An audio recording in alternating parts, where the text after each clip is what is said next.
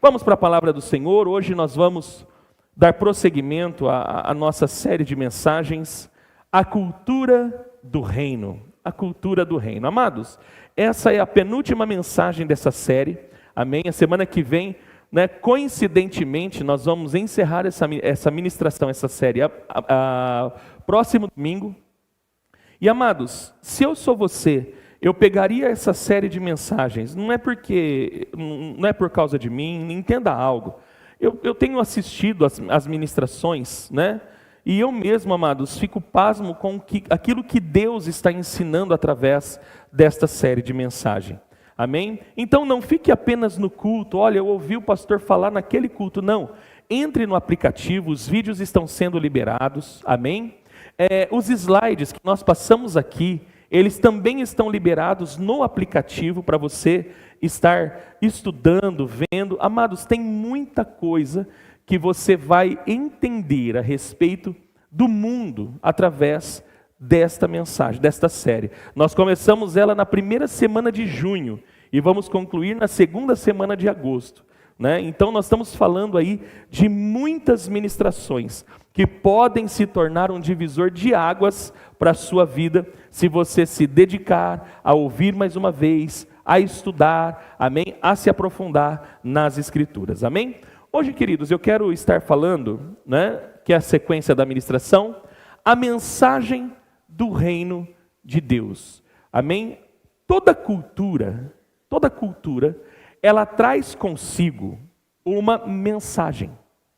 Toda cultura passa uma mensagem. Por exemplo, quando você vai em algum museu ou algum lugar que tem os quadros expostos, aquele quadro que você vê, aquela pintura, seja ela uma pintura abstrata ou não, ela de alguma maneira quer passar alguma mensagem, amém, queridos? Música, por exemplo, que está envolvido a questão cultural. Toda música carrega sobre si uma mensagem, por isso que música é feito de letra e som, amém? A letra é a mensagem que aquela música está querendo passar. Então, amados, toda cultura carrega consigo uma mensagem, e o reino de Deus também carrega uma mensagem, amém? Lucas 10, versículo 9, esse é o texto base. Eu quis pegar só o versículo 9 para ser o mais sucinto possível, mas se você pegar o capítulo 10 de Lucas, você vai ver que Jesus, ele está comissionando, ele já havia comissionado 12 para ir à casa de Israel. Nós precisamos aí, há uma diferença no comissionamento dos 12 e no comissionamento dos 70 ou 72, ok? Quando Jesus comissiona os primeiros apóstolos, os 12 apóstolos, que nós chamamos de apóstolos do Cordeiro, e são porque foram eleitos pelo Cordeiro. Então, esses 12 apóstolos do Cordeiro, eles tinham uma missão específica. Se você for no Evangelho de Mateus, capítulo 10, quando Jesus ele faz o comissionamento dos 12, você vai ver que a direção para os 12 era ir à casa de Israel. Era o povo judeu. Os 12 tinham como característica da missão apresentar a mensagem do reino ao povo judeu. Mas em Lucas, no capítulo 10, a Bíblia fala que Jesus ele vai comissionar outros 70, ou nas versões mais clássicas, outros 72. 72 representando 6 de cada tribo de Israel, que representa o número da plenitude, que representa a missão da igreja. Então lá em Lucas 10, quando Jesus ele comissiona os 70, esta comissão dos 70 está apontando para a missão da igreja. Então Jesus ele vai enviar outros 72, uma comitiva apostólica, com uma missão. E qual seria a missão? Ir em todas as cidades que Jesus iria passar. Quando Jesus envia esses 72 a todas as cidades, já revela o plano de Deus. A igreja deveria se mover em todas as cidades. Uma igreja apostólica é uma igreja que se move na cidade, porque o projeto de Deus é cidade. Deus ama cidades, Deus ama a nação, mas o projeto de Deus é cidade. Deus trabalha com cidade. Por exemplo, Israel. Deus ama o povo de Israel, mas Deus, ele não se apropriou do território todo. O negócio com Deus é Jerusalém. É a cidade de Deus. Por isso que Jerusalém é chamada de a cidade de Deus, ou como Jesus mesmo chama, a cidade do grande rei.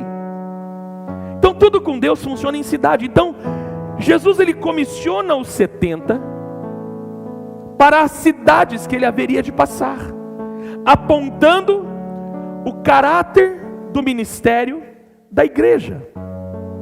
Uma igreja que é enviada, uma igreja apostólica, uma igreja enviada às cidades onde Jesus quer passar. E Jaú foi encontrada por ele. E dentro desse comissionamento, Jesus, ele vai dar uma mensagem. Uma missão, querido, toda missão traz consigo uma mensagem. Se você carrega uma missão, você precisa carregar uma mensagem. Se você não tem mensagem, então você não tem missão, porque toda missão carrega uma mensagem. E Jesus, ele estabeleceu essa mensagem dizendo: cure os doentes que ali houver, e digam-lhes: o reino de Deus está próximo de vocês. Então a mensagem era apresentar o reino. Agora, qual é a mensagem do reino? Que mensagem que a cultura do reino apresenta ao mundo? Porque a mensagem não é uma mensagem aqui na Igreja Shalom ou em qualquer outra denominação existente, não.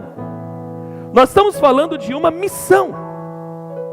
E essa missão é levar uma mensagem, é apresentar o reino. Agora, qual é a mensagem? Vamos continuar aqui.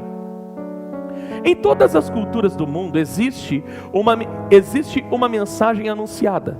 A mensagem cultural tem como propósito anunciar a natureza, as virtudes, o fundamento e o objetivo. Por que é necessário uma mensagem? Porque primeiro, a mensagem, ela vai anunciar a natureza do reino. Da onde o reino é? Da onde vem esse reino? Por que Jesus, ele foi tão incompreendido? Porque as pessoas não entenderam a natureza do seu reino, pastor Fernando. As pessoas não compreenderam de onde era esse reino. E ele, por mais que ele falasse: o meu reino não é deste mundo, por várias vezes ele disse: o meu reino não é deste mundo. Diante de Pilatos ele diz: o meu reino não é deste mundo. Se fosse deste mundo, eu ordenaria que os meus súditos, eles me livrariam. Então o meu reino não é desse mundo. Então a mensagem, ela vai apresentar a natureza. Da onde vem esse reino? Ele vem da terra? Ele vem do céu? Ele vem de algum país? É uma cultura específica de algum lugar? A mensagem do reino também apresenta as virtudes, porque toda cultura tem a sua virtude. O que ela realiza, o que ela apresenta, quais são as características. Terceiro, o fundamento. Qual é o alicerce deste reino? Qual é o fundamento dele? No que é baseado? Como que, se eu quiser, por exemplo, se eu quiser fazer parte desse reino, o que eu tenho que fazer? Vou dar um exemplo para você. Se, por exemplo, um estrangeiro, tem alguém que veio de outra nação aqui? Não tem ninguém hoje, né? Mas, por exemplo, se vem uma pessoa que vem, por exemplo, de Portugal, nasceu em Portugal, é oriundo de Portugal, mas ela quer fazer parte da nação brasileira, ela quer se tornar um brasileiro. Então o que ela tem que fazer? Ela tem que receber um documento e ela tem que obedecer à Constituição do Brasil. Então agora ela vai viver como brasileiro. Ela é estrangeiro, mas vai viver como brasileiro. E como brasileiro, existe o fundamento. Nós temos a Constituição Federal de 1988. Então é o fundamento dessa nação. Qual é o fundamento do reino? O fundamento do reino, se eu quero viver no reino, se eu quero ser inserido neste reino, se eu quero ser um mensageiro deste reino, eu preciso compreender qual é o fundamento dele. E por último, o objetivo. Qual o propósito desse reino? Para onde ele aponta?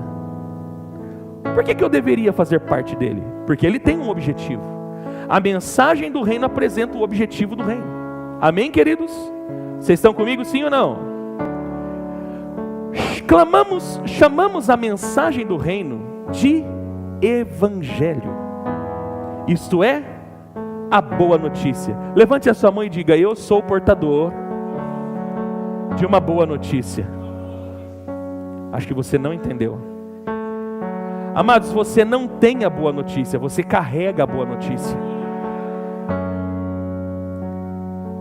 Como que nós chamamos a mensagem do reino? A mensagem do reino não é outra a não ser evangelho. A palavra evangelho, que é evangelion em grego, significa uma boa notícia. E a boa notícia não é uma religião. A boa notícia não são novas práticas opostas ao judaísmo. É uma mensagem que nós carregamos. Então não é uma mensagem apenas de voz.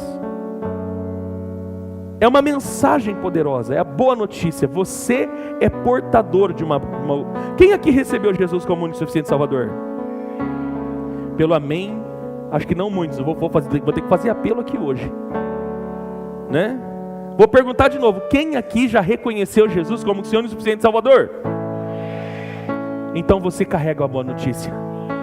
Essa boa notícia não está nas suas palavras, essa boa notícia está dentro do teu coração, amém? Porque ele não está na sua mente, não está na sua boca, ele está dentro de você, ele mora em você, amém, queridos? Essa boa notícia não é apenas uma mensagem, é uma pessoa que escolheu morar dentro de você. Você está comigo?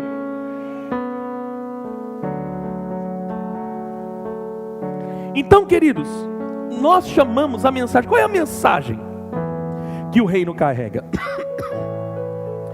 O reino de Deus não tem uma constituição. A constituição do reino se chama o evangelho.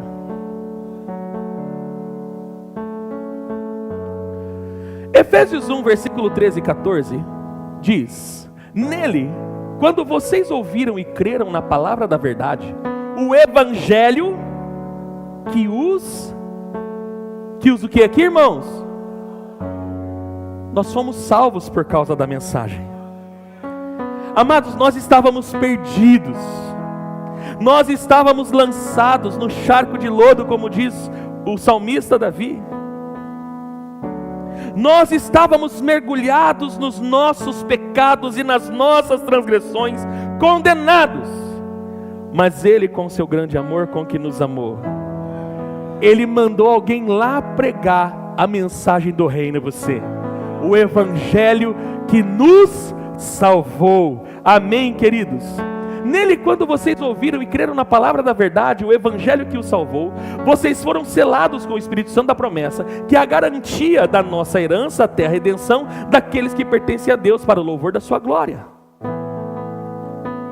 Então, amados, porque nós recebemos o evangelho, a mensagem do reino, e essa mensagem do reino nos salvou, nós carregamos um selo, e este selo se chama Espírito Santo.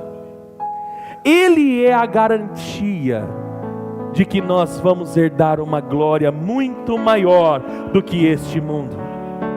Amém, queridos? Mas tudo começou aonde?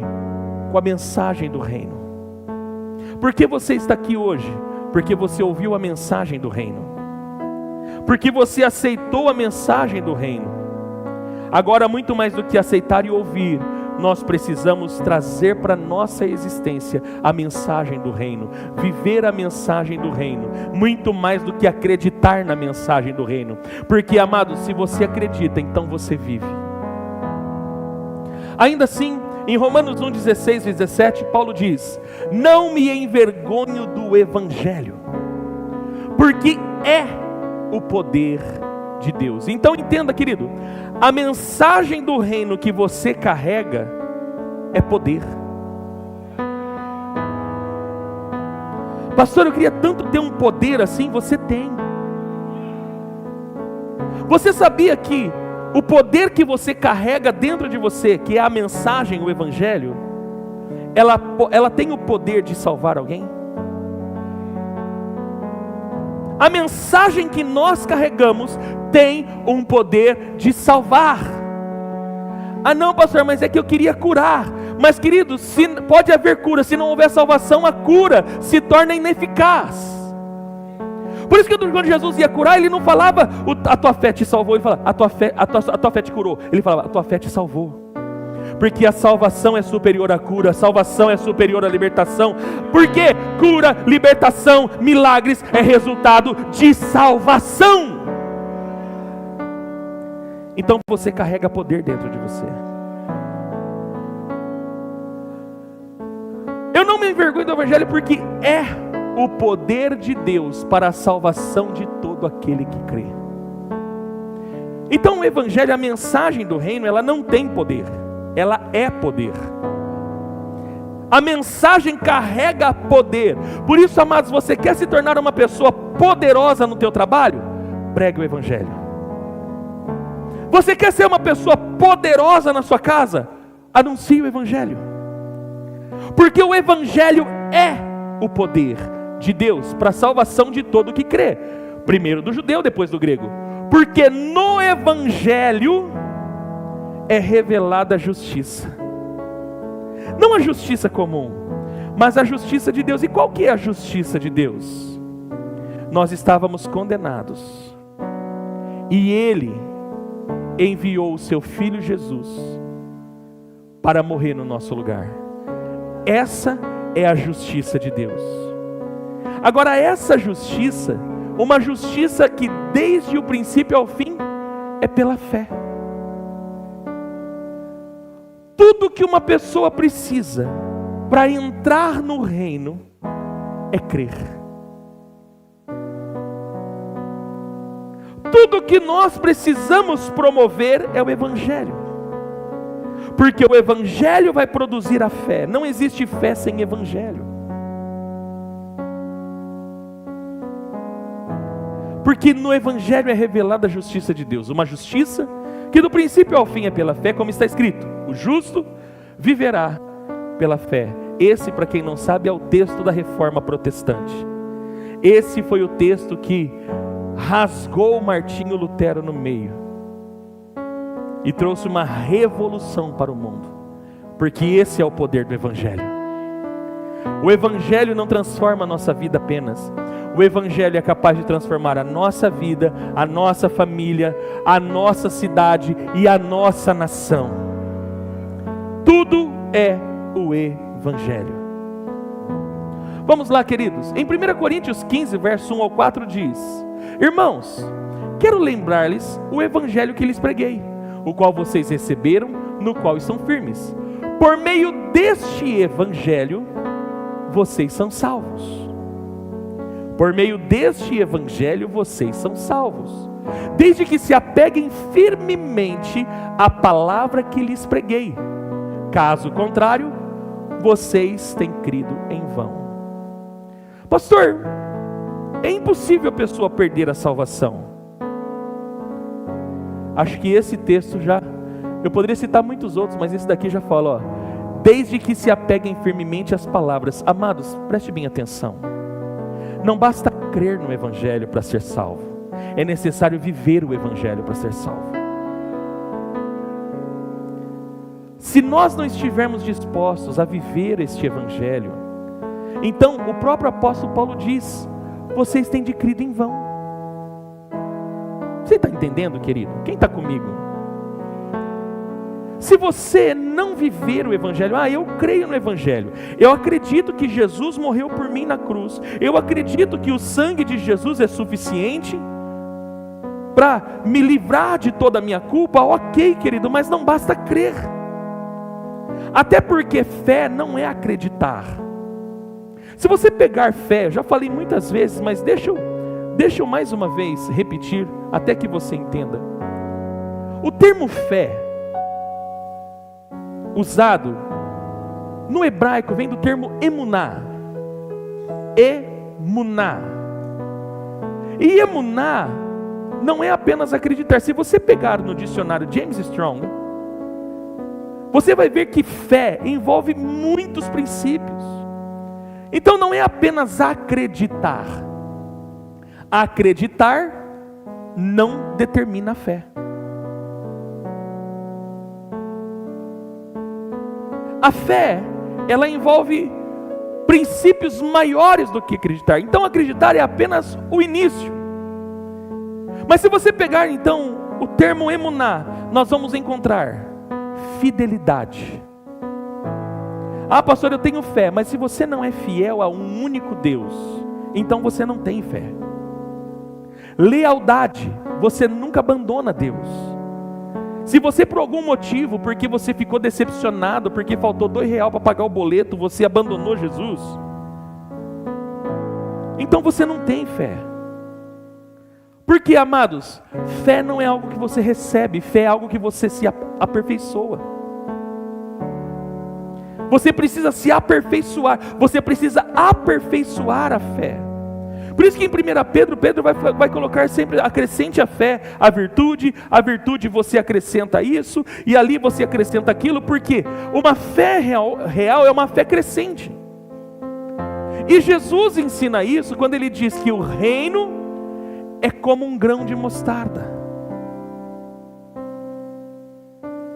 A fé, quando ele diz: se tiverdes fé, não é do tamanho do grão de mostarda, é como o grão de mostarda.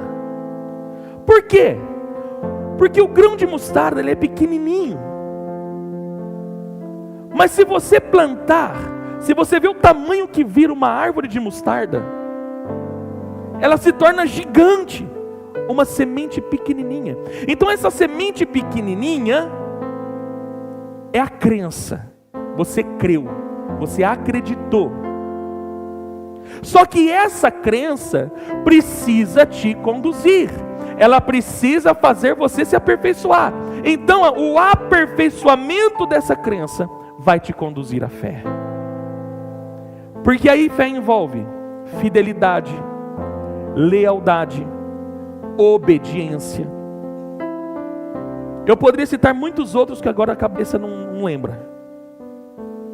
Isso é o conjunto de princípios que determinam a fé. Por isso não adianta você acreditar, amado. Se fosse só acreditar, o mundo inteiro estava salvo, até o diabo. Como assim, pastor? Porque a Bíblia diz que até o diabo acredita. Então não é acreditar no Evangelho, não é acreditar: olha aí, eu acredito, viu? Olha aí, eu acredito. Amados, é viver. Preste bem atenção: por meio deste Evangelho vocês são salvos. Mas só a mensagem do Evangelho? Não. Escute: desde que se apeguem firmemente à palavra que lhes preguei, caso contrário, vocês têm crido em vão. Se você não se apegar, se você não trazer para a sua vida essa mensagem, se você não buscar diligentemente viver essa mensagem, se essa mensagem não se tornar, querido, o meio pelo qual você enxerga a sua vida e enxerga o mundo, eu sinto em lhe dizer, eu quero repetir as mesmas palavras do apóstolo Paulo: vocês têm descrido em vão. Então, amados, o Evangelho não é uma mensagem que eu acredito, é uma mensagem que eu vivo. Muito mais do que anunciar em palavras, é viver este Evangelho, é viver essa mensagem. Pois os que primeiramente lhes transmito foi o que recebi, que Cristo morreu pelos nossos pecados segundo as Escrituras, foi sepultado e ressuscitou ao terceiro dia segundo as Escrituras. A natureza da mensagem do reino não é terrena, mas é a mensagem oriunda do céu. Por isso, amados, mais uma vez eu vou declarar o que eu falei na segunda e na terceira mensagem. Não tem como misturar reino de Deus com Babilônia. Não tem como misturar reino de Deus com filosofia grega. Porque a natureza, de onde é o reino de Deus? O reino de Deus não é nesse mundo, não é deste mundo. Por isso que as pessoas, que o mundo, que ainda não creu no Evangelho, não conseguem entender o Evangelho. Porque este Evangelho não é dessa vida, não é desta terra. A mensagem do reino, ela é oriunda do céu, ela mostra que o reino é um reino celestial. É o reino de Deus entre os homens. É o reino de Deus na terra. 1 Coríntios 1, versos 17 e 18 diz: pois Cristo não me enviou para batizar, mas para pregar o Evangelho, não com palavras de sabedoria humana, preste bem atenção, para que a cruz de Cristo seja esvaziada, pois a mensagem da cruz é loucura para os que estão perecendo. Para quem não conhece, para quem ainda não creu no Evangelho, a mensagem da cruz é um escândalo.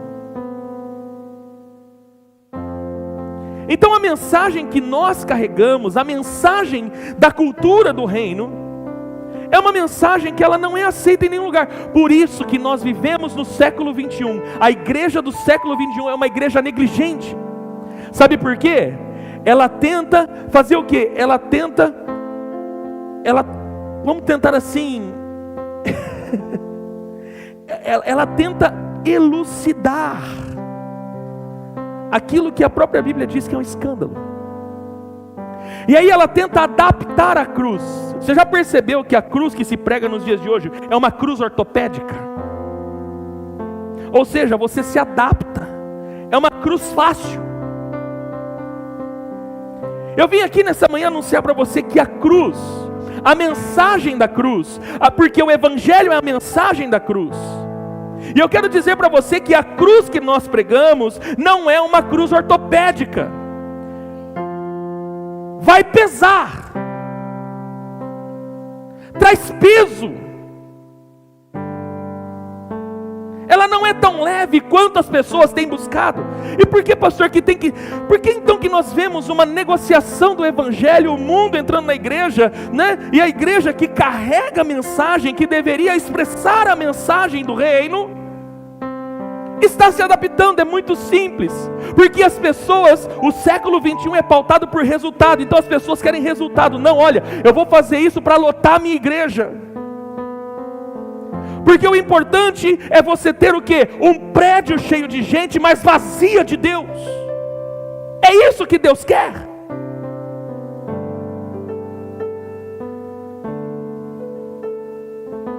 Prédios cheios de pessoas, mas pessoas vazias dentro do prédio. Porque um evangelho sem cruz é um evangelho vazio. Eu vou repetir: um evangelho sem cruz é um evangelho vazio. Eu vou repetir: um evangelho sem cruz é um evangelho vazio.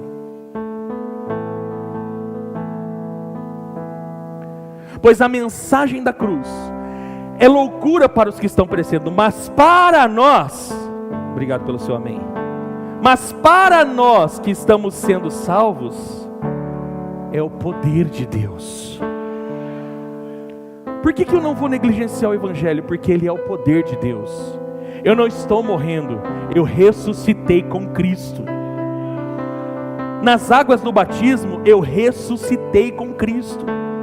Então eu não estou perecendo para que a cruz de Cristo seja um escândalo, para que a mensagem da cruz seja loucura. Não, para mim essa mensagem é poder de Deus.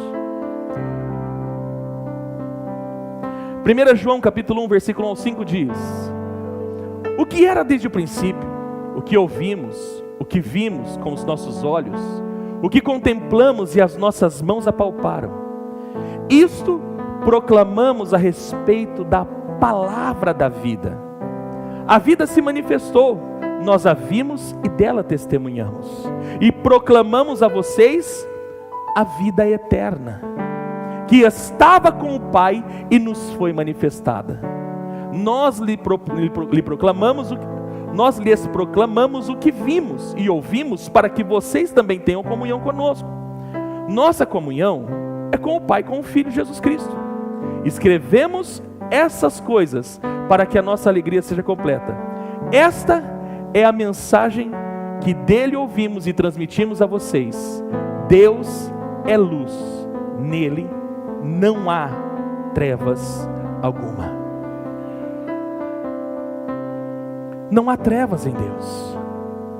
Por isso que as coisas de Deus, queridos, são as coisas da luz. Tudo de Deus tem luz. Deixa eu aproveitar aqui e abrir um parênteses. Você que muitas vezes tenta fazer as coisas por detrás, achando que você vai esconder de alguém, eu quero dizer para você, os verdadeiros homens e mulheres de Deus fazem as coisas na luz. Os verdadeiros homens e mulheres de Deus não trabalham em trevas, não trabalham às escondidas, porque sabe que maior é aquele que está vendo no secreto. Então, amados, em Deus não há trevas. Pastor, mas eu ainda estou andando em trevas. O pecado ainda é a pauta da minha vida. Então, se o pecado fala mais alto que a graça, amado, se o teu pecado fala mais alto que a cruz, então você precisa rever o evangelho e rever o cristianismo que você está vivendo. Porque em Deus não há trevas. Amém, queridos? As virtudes do reino não são anunciadas através de palavra. Por exemplo, amados, quando nós falamos do reino, não porque o reino de Deus, amados, como esse mundo vai conhecer a cultura do reino?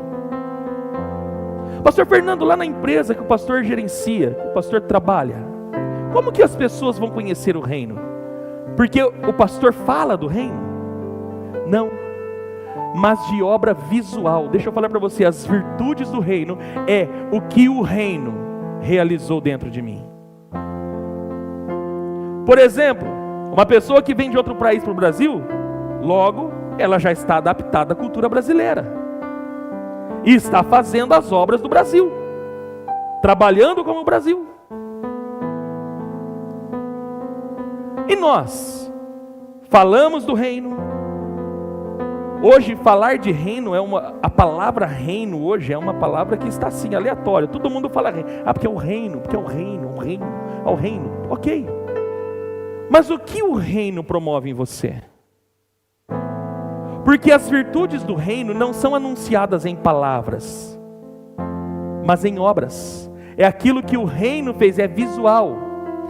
Não é as pessoas ouvirem sobre o reino, mas elas verem o reino em nós. Afinal de contas, Jesus disse, o reino está dentro de vocês. Mas o que o reino promoveu em mim?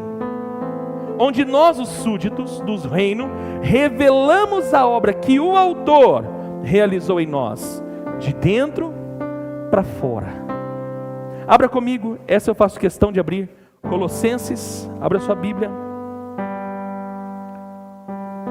Colossenses, capítulo de número 1.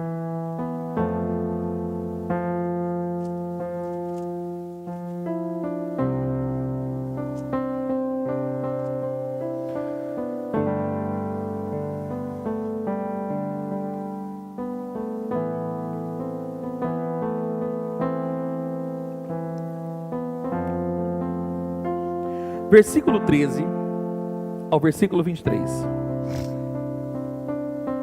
Ele nos resgatou do domínio das trevas. Vou repetir. Ele nos resgatou do domínio das trevas e nos transportou para o reino do seu Filho amado, em quem temos a plena redenção por meio do seu sangue, isto é, o perdão de todos os nossos pecados.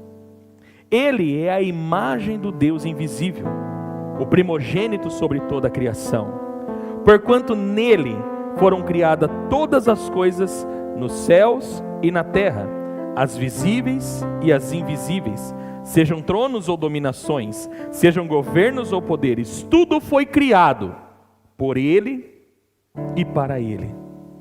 Ele existe antes de tudo que há, e nele todas as coisas subsistem. Ele é a cabeça do corpo, que é a igreja. Ele é o princípio e o primogênito dentre os mortos, a fim de que em absolutamente tudo tenha supremacia.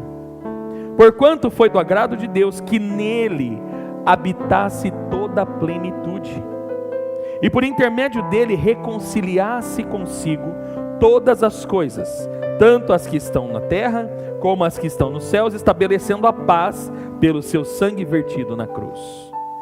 E a vós outros também, que no passado éreis estranhos e inimigos de Deus, conforme demonstrado pelas obras más que praticáveis, agora, entretanto, Ele vos reconciliou no corpo físico de Cristo, por meio da morte, para vos apresentar santos, inculpáveis e absolvidos de qualquer acusação diante dele.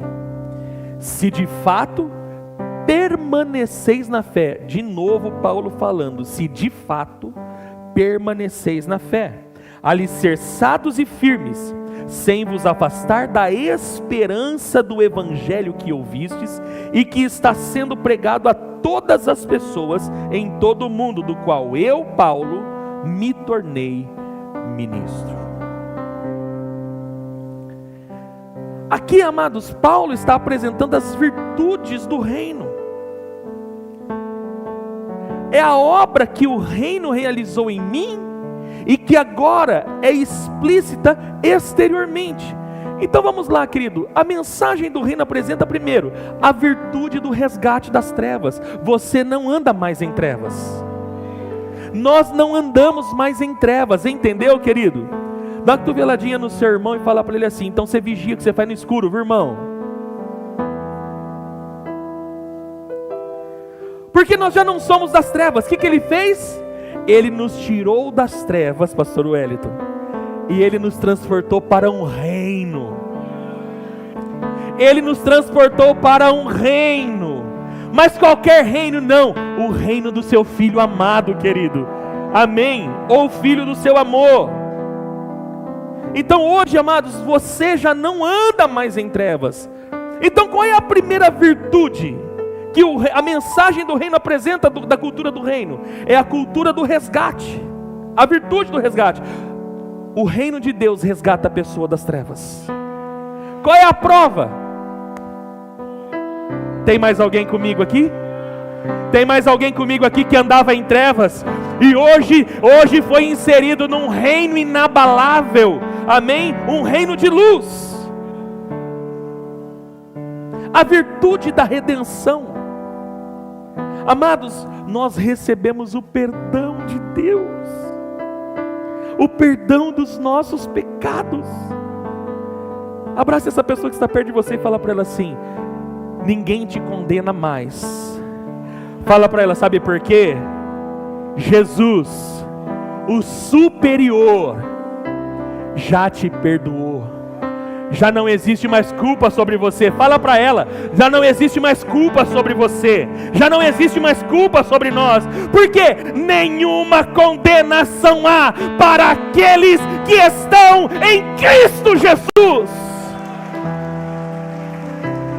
A virtude do resgate, a virtude da redenção.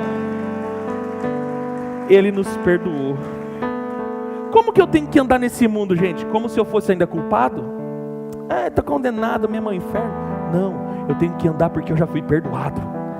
Eu já fui perdoado. Ele me redimiu. A virtude da reconciliação.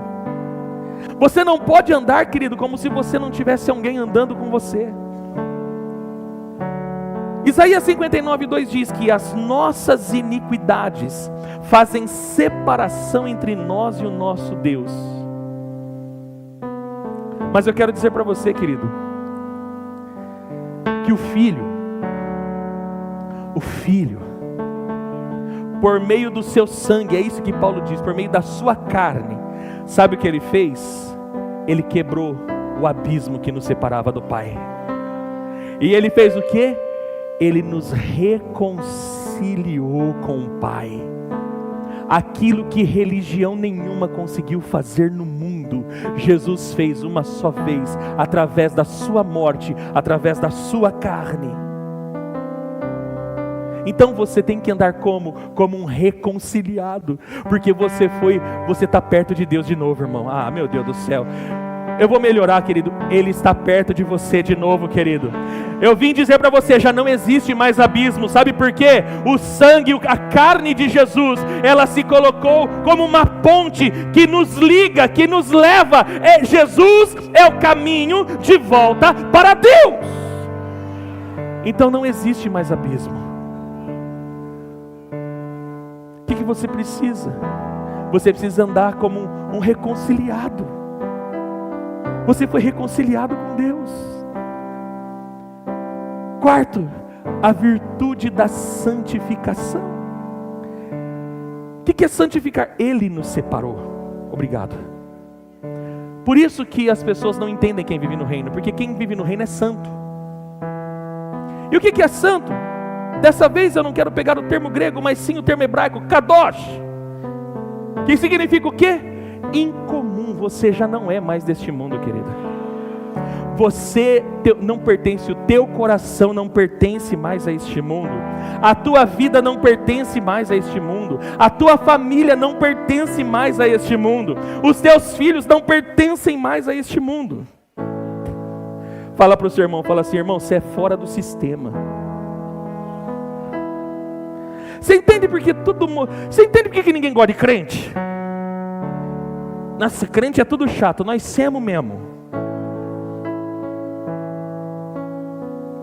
Sabe por quê, querido? Sabe por que ninguém gosta? Sabe por que está se emplacando? E eu sinto em dizer para você, você vai ter que estar preparado para isso. Porque você é incomum. A mensagem que nós carregamos não é comum para este mundo. A pessoa que nós carregamos em nós não é comum para este mundo. Jesus mesmo diz: o mundo não conhece, mas vós o conheceis, porque Ele está convosco e habita em vós. Muito obrigado pelo seu amém, pelo amor de Deus. Quinto, a virtude da inculpabilidade. Amados, você já não é mais culpado de nada. Pastor, mas você já não é mais culpado. Nisto se revela a justiça de Deus. Todos os nossos pecados recaíram sobre a cruz. Por isso você se tornou inculpável diante de Deus. Por isso nesta manhã eu quero remover todo o sentimento de culpa.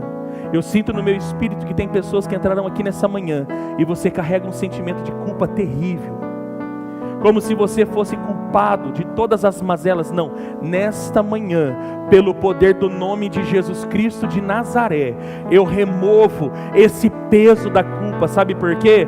Porque toda a tua culpa, toda a tua dor, todos os teus pecados, os teus erros, eles foram perdoados diante de Deus por causa do sacrifício de Cristo. Então já não há mais culpa sobre você. Eu quero declarar que a partir de hoje você vai andar como inculpável. Você não precisa ter vergonha, você não precisa andar de cabeça baixa. Por quê? Porque Jesus perdoou os seus pecados. Vai e não peques mais, vai e não peques mais. Ele perdoou a tua dívida, Ele perdoou a tua culpa. Você é inculpável diante de Deus.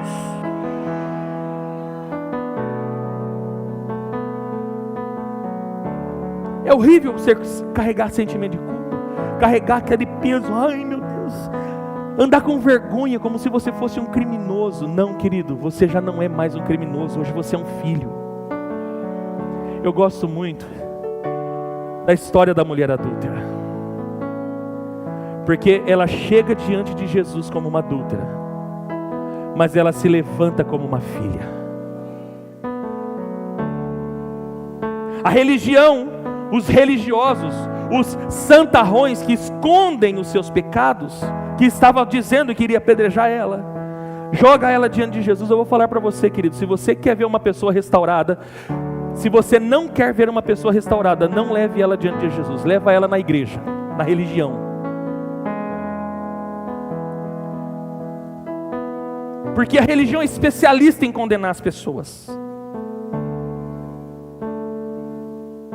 A religiosidade é especialista em destruir pessoas, em destruir pessoas.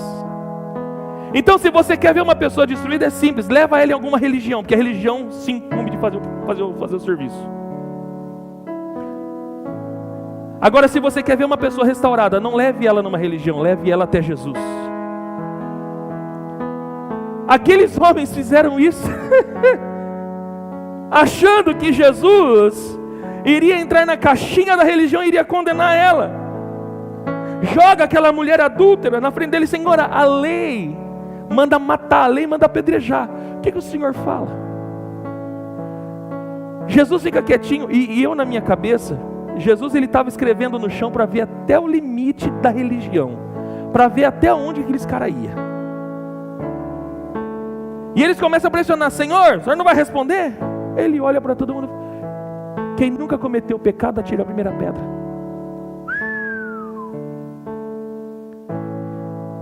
Se eu estivesse lá, já dava um rodopio e falava: eita mistério.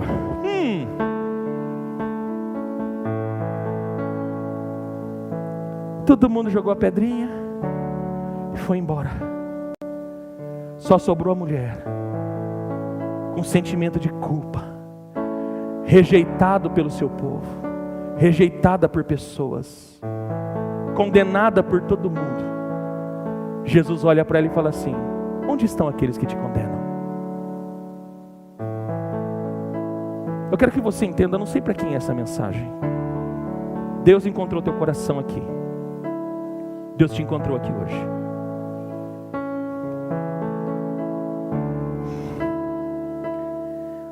Eu quero que você saiba que você está diante de Jesus aqui. Aqui não tem ninguém que te condena. E Jesus está perguntando para você agora: cadê aqueles que te acusavam?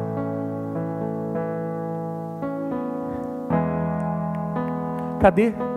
Cadê aqueles que te condenaram? Cadê? Cadê? Onde que eles estão? Eles não te condenaram? Não. Então Jesus diz para você assim hoje, ó, escute Jesus falando no teu espírito: nem eu te condeno. Nem eu te condeno. Sabe que Jesus fez aquilo para a mulher? Ele retirou a culpa dela, colocou ela de pé. Jesus hoje pega na tua mão, coloca você de pé, e Ele dá para você o quê? Aquilo que todo mundo precisa: a chance de começar de novo. É um novo começo. Eu sinto no meu espírito que hoje aqui Jesus está trazendo novos começos para algumas pessoas.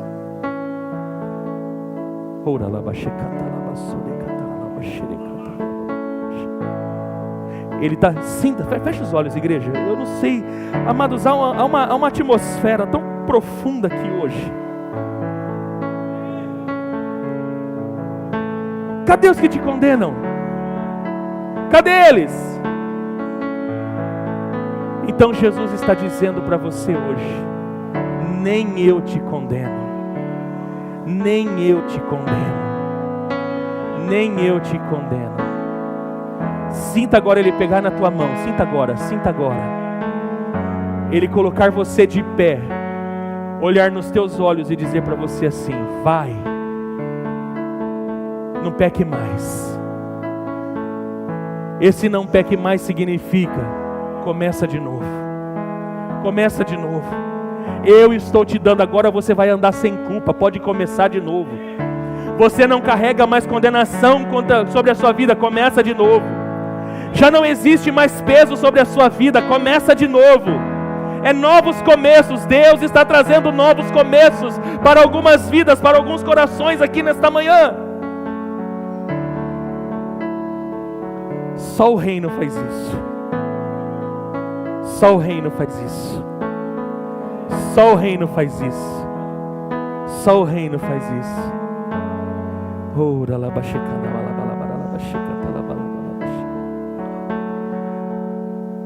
Já que Jesus terminou de tratar com você, posso continuar a pregar? A mensagem do reino apresenta como fundamento a morte.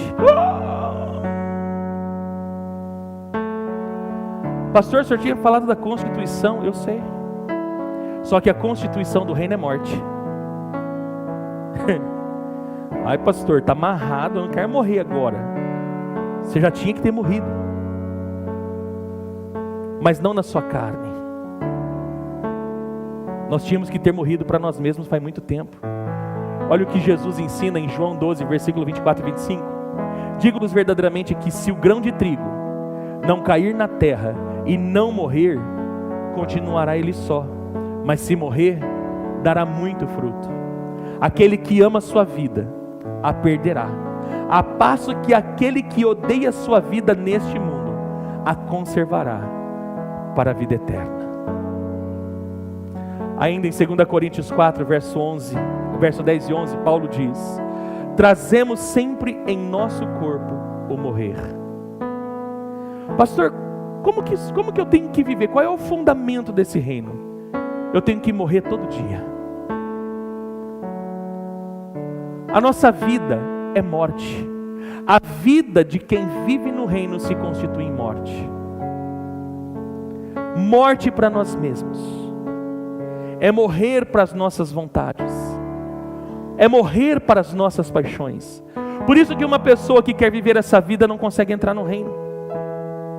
Por isso que a pessoa que quer viver dissolutamente não consegue viver no reino. Porque não está disposta a morrer. Eu quero dizer para você, querido, se você quer literalmente viver a cultura do reino, você tem que morrer. Porque não existe reino sem morte. Para entrar no reino, precisa morrer. Pois nós que estamos vivos, trazemos sempre em nosso corpo o morrer de Jesus, para que a vida de Jesus também seja revelada onde? No nosso corpo. A vida de Jesus tem que ser revelada no nosso corpo. Só que eu quero dizer para você, querido, que para revelar Jesus, você tem que morrer. O meu egoísmo, pastora Miriam, tem que morrer. O meu egocentrismo tem que morrer, Anderson. Não tem negócio. Eu não entendo, amados, esse cristianismo onde as pessoas dizem que vive para Jesus, mas não apresenta as virtudes de Jesus. Jesus não vive. Por que, pastor? Por que o pastor julga? Não estou julgando. A Bíblia diz que eu conheço a árvore pelo fruto. Pois nós que estamos vivos, somos sempre entregues à morte por amor a Jesus, para que a sua vida também se manifeste em nosso corpo mortal. Ainda, Colossenses 3, verso 1 ao 6 diz: portanto, já que vocês ressuscitaram com Cristo, pastor, mas quando que isso aconteceu? Gente, Paulo está falando do batismo.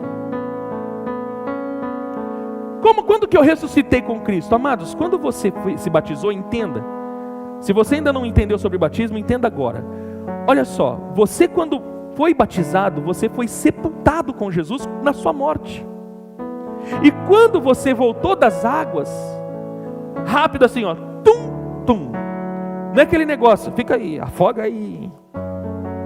Viu Jesus? Não, vi, não, até você, não é isso. É rápido, tum, tum. Quando você ressuscitou, quando você se levantou das águas, aquilo é a sua ressurreição. Então, é isso que Paulo está falando. Visto que vocês ressuscitaram, todos que são batizados, levanta a mão.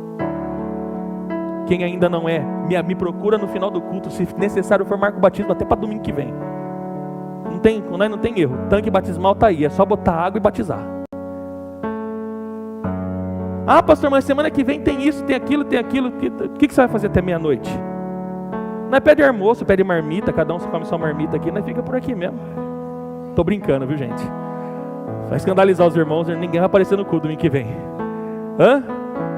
Visto que vocês foram ressuscitados com Cristo, ou já que vocês ressuscitaram, procurem as coisas que são do alto, onde Cristo está assentado à direita de Deus. Mantenha o pensamento nas coisas do alto e não nas coisas terrenas, pois vocês morreram. Uau!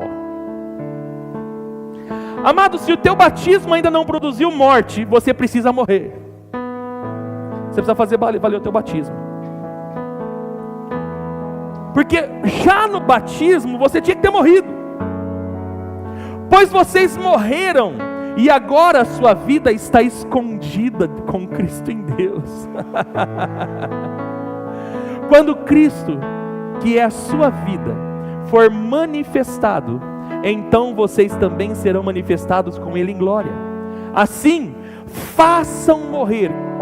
Que morte que é essa, pastor? Preste bem atenção. Façam morrer tudo o que pertence à natureza terrena. É isso que tem que morrer. A imoralidade sexual, a impureza, paixões, desejos maus e a ganância, que é a idolatria. Como assim, pastor, ganância? Sabe aquela ganância? Não, eu tenho 3, quero 4, quero avareza, eu quero dinheiro. A Bíblia chama isso de idolatria, isso é obra das trevas, você tem que abandonar isso.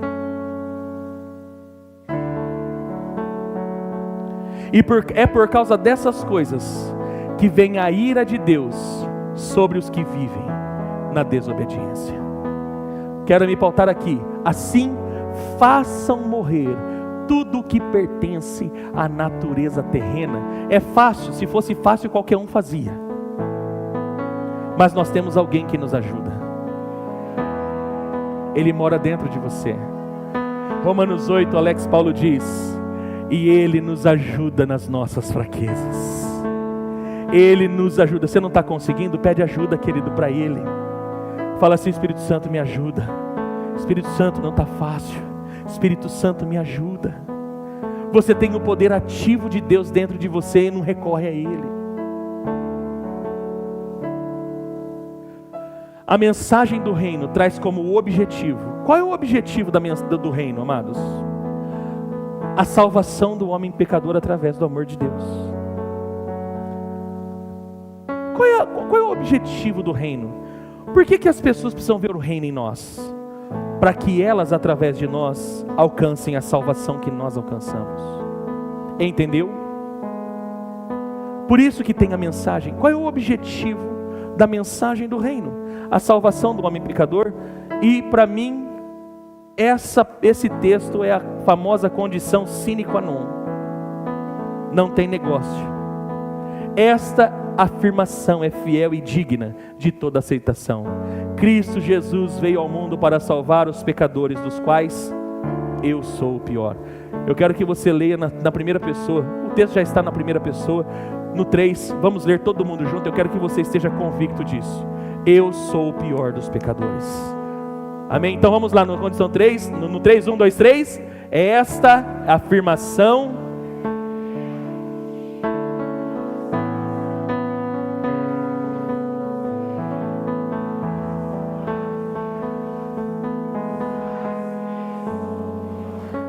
Olha para o teu irmão e fala para ele assim: eu sou pior que você, meu irmão.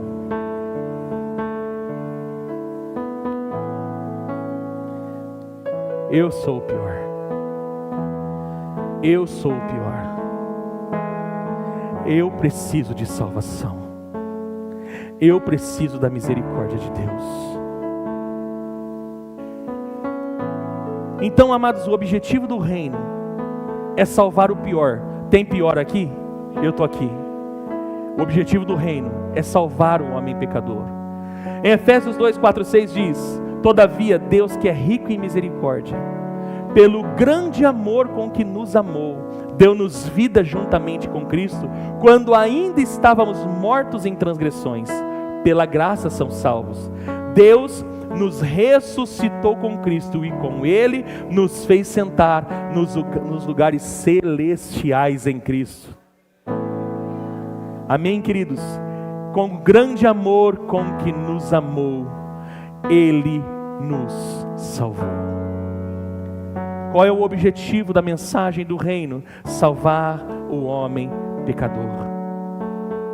Não tem outra escolha. Pastor, mas e se for na política? Deus quer salvar o homem pecador. Quando Paulo escreve em 1 Timóteo, e ele fala: orem pelos reis, por aqueles, porque a vontade de Deus é que todos se salvem. O objetivo do reino é a salvação do homem pecador. Fomos chamados para anunciar a mensagem do reino, isto é, o Evangelho. Portanto, façamos isso, quer por palavras, quer por atitudes. Pregar o Evangelho é anunciar a mensagem do reino. Agora preste bem atenção, você pode fazer isso em palavras. E disse-lhes: vão pelo mundo todo e pregue o Evangelho a todas as pessoas. Isso não é condição do pastor, isso não é condição do evangelista, isso é condição da igreja. É a missão integral da igreja. Essa é a missão da igreja. Então, enquanto você estiver indo pelo mundo, vou dar um exemplo. Daqui a alguns minutos nós vamos encerrar o culto. Enquanto você sai para o mundo, pregue o Evangelho. Você carrega uma mensagem dentro de você, meu irmão. Você carrega uma mensagem dentro de você, minha irmã. Você precisa anunciar o reino. Qual é a mensagem? Lucas 10:9. O reino de Deus está perto de vocês. Pastor, mas como que eu vou falar vamos imaginar que o Vitor é uma pessoa a receber o Evangelho. O reino de Deus está perto de você. Mas onde que eu encontro o reino? O reino está dentro de mim. Ah, pelo amor de Deus. Tipo, sigam-me os bons. Bora! Let's go! Vamos! Porque você é a referência do reino.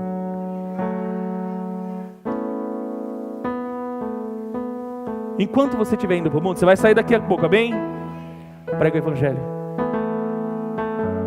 Você vai almoçar, amém? Prega o Evangelho. Quem vai estar sentado na sua mesa? Prega o Evangelho. Prega o Evangelho. Mas não prega o Evangelho que você não vive. Prega o Evangelho que você vive. Por quê? Filipenses 1, 27 e 28, e aqui a gente encerra a mensagem. Não importa o que aconteça, exerçam a cidadania de maneira digna do Evangelho de Cristo.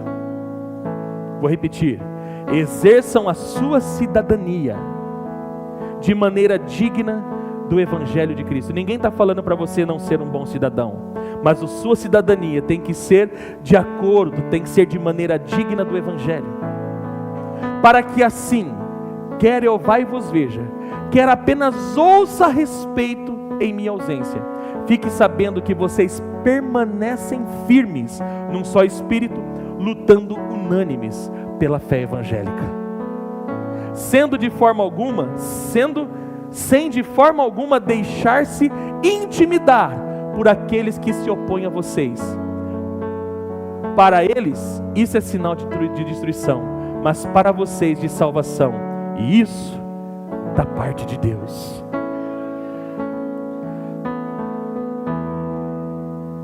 Para onde você for, pregue o Evangelho.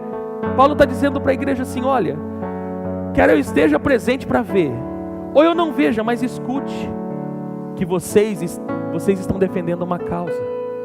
E amados, você que foi salvo em Cristo, você não é de direita, você não é de esquerda, você não defende uma ideologia, você defende uma causa. E a sua causa é uma causa do alto.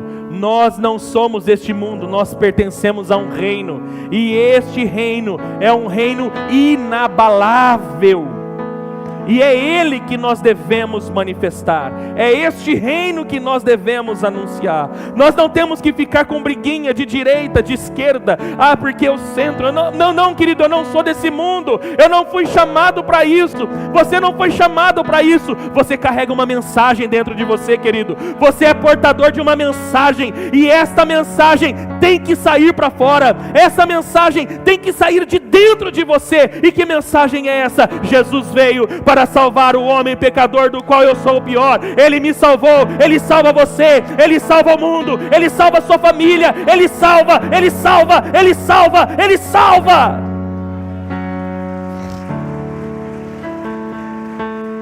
Aleluia. Se coloque de pé.